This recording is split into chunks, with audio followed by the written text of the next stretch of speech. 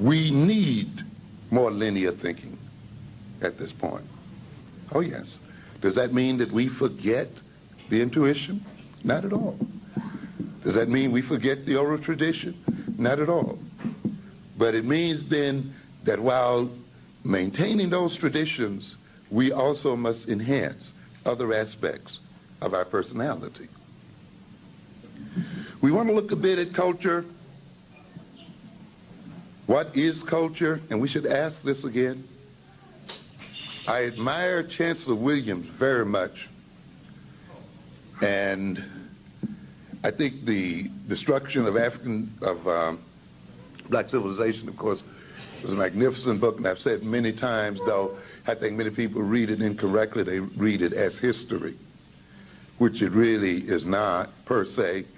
It is, as he stated very clearly, a set of case studies, an analysis of African culture and of African history with the question in mind, in what way did these cultures or this history advance our interests as a people, and in what way did this history fail us as a people as well?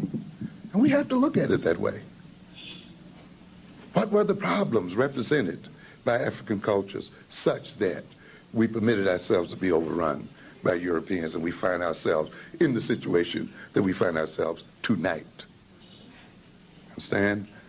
It's no insult for us to ask that question of ourselves. And it's no insult for us to look critically at African history and culture and to be critical of it.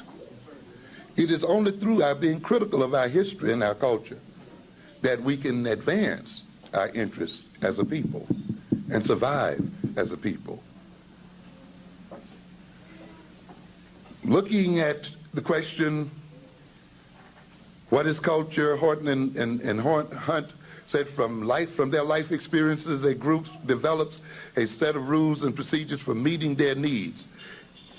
The set of rules and procedures, together with a supporting set of ideas and values, is called a culture. To a great extent, you see, a culture involves a set of rules and a procedure for meeting needs. And this is the thing we have to keep in mind. You don't have a culture just to have a culture.